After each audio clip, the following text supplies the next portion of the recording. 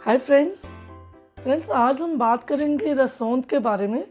रसौंद एक ऐसी आयुर्वेदिक दवाई है फ्रेंड्स, जो भी लोग अपने घरों में आयुर्वेदिक मेडिसिन यूज़ करते हैं अपने बच्चों के लिए, तो उनको ये ज़रूर अपने घर में रखनी चाहिए, क्योंकि इसके बहुत ज़्यादा लाभ हैं रसौंद के। फोड़े फिंसियों में, पाइल्स में, छालों के लिए, बुखार के लिए। तो फ्रेंड्स, मैं आपको आज सारा बताऊंगी कि जब भी बुखार होता है या छाले होते हैं मुंह में, तो इसको किस तरह से लिया जाता है और कैसे इसका यूज़ किया जाता है।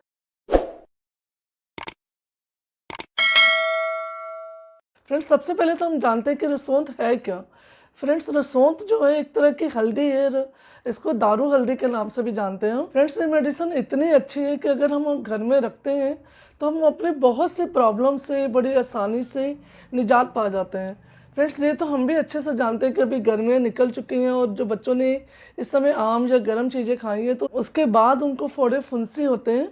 तो फ्रेंड्स, उसके लिए जो है ये रसौंद जो है ये रामबाण का काम करती है, क्योंकि बहुत से बच्चों को गर्मियों में पित्त की प्रॉब्लम बहुत ज़्यादा होती है या सर में दाने होने की प्रॉब्लम हो जाती है।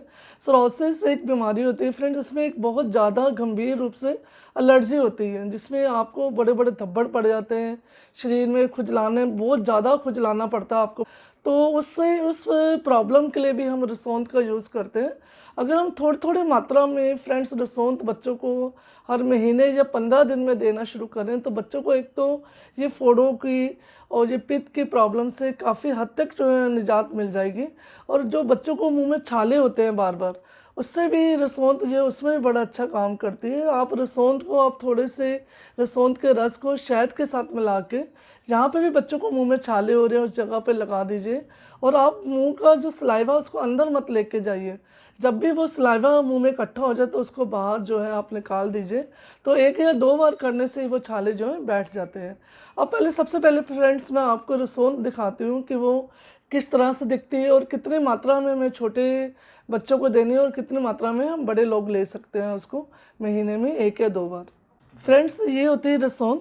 ये काले रंग की होती है, इसके ऊपर एक पत्ता सा लिपटा हुआ रहता है। हमें उसको यूज़ नहीं करना होता, क्योंकि जब भी इस मेडिसिन को तैयार किया जाता है तो इसको सूखे पत्तों के ऊपर सुखाया जाता है, उसके बाद ये तैयार होता है। तो जो पत्ता जो इसका होता है वो वेस्ट होता है। जब भी आप इसको पानी के अंदर डिप करेंगे तो वो पत्ता जो है वो अलग हो जाता है, तो आप छान के उसको यूज़ कर सकते हैं। तो फ्रेंड्स, सबसे पहले हम देखते हैं कि हमें छोटे बच्चों को जो 1 या 2 साल के, हमें कितनी मात्रा में उनको देना है। तो फ्रेंड्स, सबसे पहले तो आप इस तरह से रसौंद को थोड़े से पानी के अंदर घोल लेंगे, इसके छोटे से पीस को। फ्रेंड्स, घोलने के बाद अगर ये मिश्रण आपका बचता है तो ये वेस्ट नहीं होता। आप एक शीशी में घुला हुआ मिश्रण जो है फ्रिज में रख सकते हैं इसको। तो फ्रेंड्स, क्या करना है, जब भी ये घुल जाता है तो फ्रेंड्स आप ये देखेंगे कि ये इसका जो पत्ता है वो अलग हो गया है। इस पत्ते को हम निकाल के फेंक देंगे और बच्चे को देने से पहले एक बार इसको अच्छे से छान लेंगे, ताकि कोई पीस मोटा इसके अंदर ना हो। तो फ्रेंड्स, इसको आप इतना तकरीबन 4-5 ड्रॉप्स ये हैं, आप इसको बच्चे को ऐसे ही दे सकते हैं। फ्रेंड्स, इसके अंदर आपको चीनी ऐड नहीं करनी है, क्योंकि फ्रेंड्स आमतौर पे क्या होता है कि हम हर समय बच्चे को मीठी चीज़ें देते हैं खाने के लिए, तो हम उनको कड़वा कुछ भी नहीं देते, जिससे उनके खून जो है वो साफ़ नहीं हो पाता और उसी वजह से बच्चे को फोड़े फुंसी की प्रॉब्लम होती है। तो जब भी हम उनको 15 या महीने में 1 बार कुछ कड़वा खाने के लिए देते हैं तो उनका खून भी साफ़ हो जाता है और जो बच्चों को फोड़े फुंसी की प्रॉब्लम होती है वो भी नहीं होती है। तो आप छोटे बच्चे को इस तरह से घोल के भी दे सकते हैं।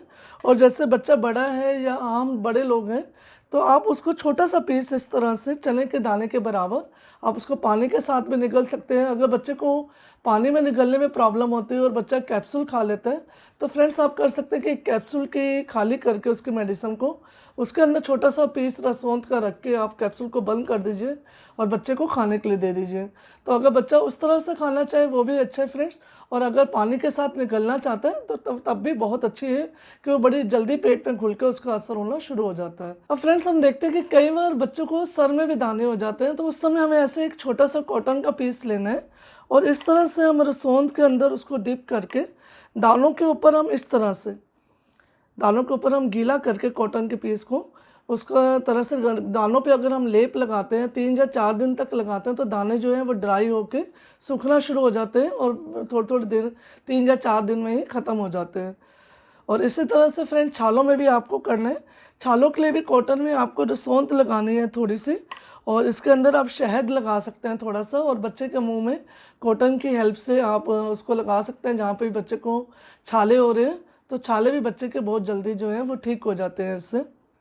फ्रेंड्स बहुत अच्छा है कि अगर रसोंत आपको कुछ चमकीली और साफ से मिल जाए मार्केट के अंदर, क्योंकि जहाँ पे भी मेडिसिन मिलते हैं आयुर्वेदिक मेडिसिन, वहाँ पे अगर आप लेने जाएंगे तो आपको काफ़ी अच्छी रसोन जो है वो चमकीले फॉर्म में मिल जाएगी। वो रसोन जो है वो काफ़ी अच्छी होती है, साफ़ होती है, क्योंकि जो हम थोड़ी सी मैली या पुरानी सी रसोंत लेते हैं उसके अंदर थोड़ा सा किरकिरापन आता है, थोड़ी सी मिट्टी जैसा, या आप कह सकते हैं रेत का मतलब जो है वो मिश्रण थोड़ा सा मिक्स होकर आना शुरू हो जाता है। तो आप कोशिश कीजिए अगर बच्चे को देनी है तो आपको साफ़ रसोंत मिल सके मार्केट में।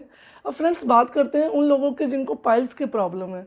फ्रेंड्स जिन भी लोगों को पाइल्स की प्रॉब्लम होते हैं तो उनकी मोशन वाली जगह पे छोटे छोटे मस्से हो जाते हैं, तो उसके लिए भी रसोंत जो है ये बहुत अच्छा काम करते हैं। तो उसके लिए आप क्या करेंगे फ्रेंड्स कि आप थोड़ा सा घर का बना हुआ मक्खन जो सफ़ेद रंग का होता है उसको यूज़ करेंगे। मक्खन के अंदर आप थोड़ा सा रसोंत का घोल मिला लेंगे, और मस्से वाली जगह पे अगर आप लगाते हैं कुछ दिन तक तो वो मस्से भी ड्राई होना शुरू हो जाते हैं।